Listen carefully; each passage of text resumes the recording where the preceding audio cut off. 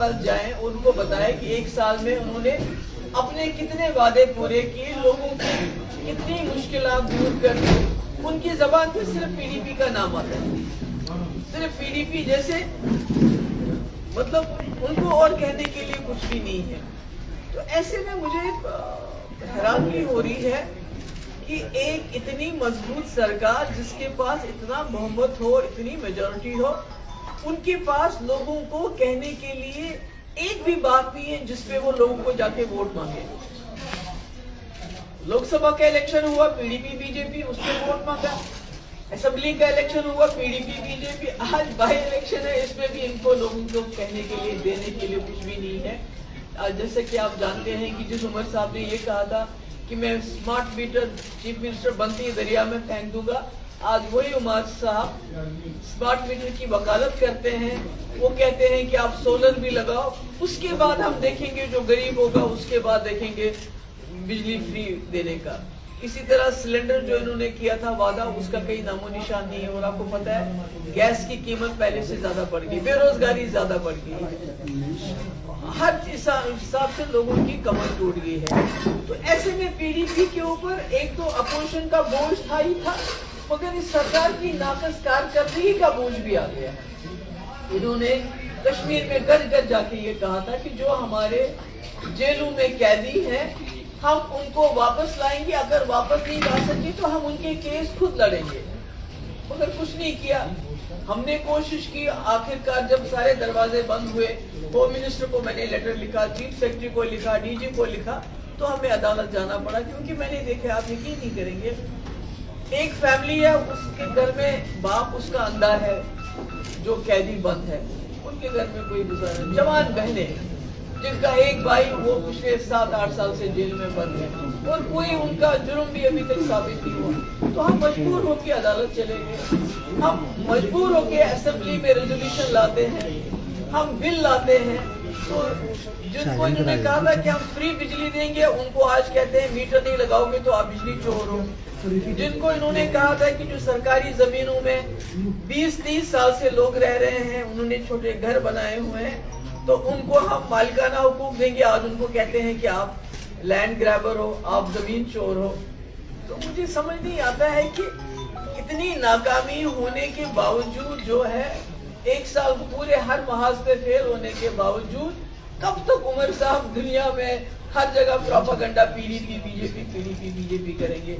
जहाँ तक land grabbing का सवाल है, जब यहाँ सैलाब आया था मैं गई थी, मैंने देखा यहाँ लोगों ने नालों के अंदर, यहाँ मैं गई थी सिटी में, वो कौन सा लैंड ग्रैबर है जो नाले में 5 मरले 6 मरले पे अपना कोठा खड़ा करेगा जिसको दरिया ने बहा के। लैंड ग्रैबिंग अगर आपको देखनी है, उमर साहब से मैं कहना चाहती हूँ कि जब हमने बिल लाया, वो भी आपकी एश्योरेंस पे लाया कि जब आपने कहा हमें वोट दो, आप जो प्रो पीपल बिल लाओगे, राज्यसभा में हमने वोट दिया, हम उसको सपोर्ट करेंगे, चाहे वो डेली वेजर का बिल था, चाहे वो लैंड का ओनरशिप का बिल था। अगर आपने वाकई उमर साहब लैंड ग्रैबिंग की बात करनी है, तो बटंडी में जंगल की जो लैंड है, उस लिस्ट में किसका नाम था, उनको बताना चाहिए लोगों को। जंगल की जो लैंड ग्रैबिंग हुई, जो जमीनी कब्जा जंगल पे हुआ, उसमें किसका नाम था, किसने वहां लैंड ग्रैब की, किसने जंगल की जमीन में मकान बनाया। अगर लैंड ग्रैबिंग, गरीब क्या लैंड ग्रैब करेगा, गरीब 4 मरले 5 मरले 10 मरले मकान बनाता है। अगर आपको लैंड ग्रैबिंग देखनी है तो गुपकार रोड में देख लीजिए, जो सरकारी जमीन है, जो कस्टोडियन की जमीन है, जो 2 कनाल 3 कनाल में शुरू होगी 75-76, जब इंदिरा शेख अकॉर्ड हुआ, शुरू होगी 3-4 कनाल से आज 100 कनाल तक पहुंची है वो लैंड। तो यहाँ के लोगों को बजाय इसके कि आप उनको किसी किस्म का आराम दे, उनको बिजली चोर बुलाना, क्योंकि वो कहते हैं मीटर मत लगाओ, हमारे फ्री बिजली दो। वो कहते हैं, वो आप उनको कहते हो कि आप जमीन चोर हो, क्योंकि गरीब लोग कहते हैं कि अगर मेरा 2 मरले 10 मरले पे मकान है, मुझे हुकूक दो। तो मैंने सोचा कि आप इस पे बात करूं कि आज उमर साहब इतने बड़गाम जाते हुए इतने ज्यादा वो बौखला गए हैं कि वो, मतलब कहते हैं ना, एक मुर्दा जानवर का दूध पीना बार बार, जो whipping the dead horse, कब तक वो पीडीपी बीजेपी करते रहेंगे? आखिरकार उनको अपनी साल की कारकर्दगी बतानी चाहिए। आज तो पीडीपी बीजेपी सरकार में नहीं है, 10 साल 12 साल हो गए उसको। आज उन्होंने इस 1 साल में क्या किया? आज तो मतलब जगह जगह गली गली जाके वहां जब लोग सवाल करते हैं बिजली के लिए, पानी के लिए, सड़कों, मतलब इतना ताज्जुब की बात है। एक वजीर आला जो पिछले 1 हफ्ते से लेके अपने 30, 35, 40 एमएलए लेके बड़गाम में डेरा लगाए हुए हैं, क्योंकि 1 सीट का सवाल है। सरकार नहीं बनाने पर 1 सीट का सवाल है। उस 1 सीट के लिए एक घर घर में उनके एमएलए इस वक्त जा रहे हैं, पूरी मशीनरी का इस्तेमाल कर रहे हैं, मगर 1 साल में उनको 1 दिन टाइम नहीं मिला बड़गाम जाके लोगों का हाल पूछो, उनसे बताऊं कि भाई मैंने आपकी सीट छोड़ दी, मगर मैं फिर भी मैं आपका एमएलए हूं, मैं आपको वजीर आला हूं। तो आज जब जवाब नहीं मिलता है तो पीडीपी के इल्जाम लगाते हैं। तो मैंने यही बात आपसे कर दी। मुझे मेरा सवाल आपसे है, हाल ही में मीडिया के साथ इंटरेक्शन में सीएम कहते हैं कि टर्मिनेशन की प्रक्रिया है, जो बर्खास्तगी होती है एम्प्लॉयज की, उसमें पहला सिग्नेचर महबूबा मुफ्ती का था, क्योंकि आप चीफ मिनिस्टर थी और उस समय पीडीपी और बीजेपी की सरकार थी। तो आपको क्या है? तो उमर साहब ने उसको क्या किया? उमर साहब ने इस वक्त तो कहते हैं, गवर्नमेंट ऑफ इंडिया कहती है, ये कहते हैं कि भाई कोई मिलिटेंसी नहीं है, सब कुछ ठीक ठाक हो गया है, और तकरीबन सैकड़ों की तादाद में जो है एम्प्लॉयज टर्मिनेट हो रहे हैं। तो मुझे बताइए तब उमर साहब ने क्या किया? उन्होंने शोर उठाया, उन्होंने मुझसे पूछा, मुझसे पूछते तो मैं उनको सबूत भी दे देती उस वक्त। आज तो कोई सबूत नहीं है। आज तो जस्ट जज, जूरी और एग्जीक्यूशनर एक ही है। वो ऑर्डर निकालते हैं और उमर साहब चुन तक नहीं करते हैं, बात नहीं करते हैं। अगर उमर साहब में हिम्मत है तो बात करें ना। वो अपने एडवाइजर जिनको बनाना है उसके लिए तो एलजी साहब के साथ वो रोज झगड़ा करते हैं कि भाई इनको मिनिस्ट्रियल स्टेटस देना चाहिए। ट्रांसफर, छोटी छोटी ट्रांसफर के लिए झगड़ा करते हैं कि मैं ट्रांसफर करूंगा, एलजी ऑफिस नहीं करेगा, उसके लिए लड़ते हैं। तो ये जो मुलाजिम निकाले गए हैं इनके लिए भी लड़ना चाहिए।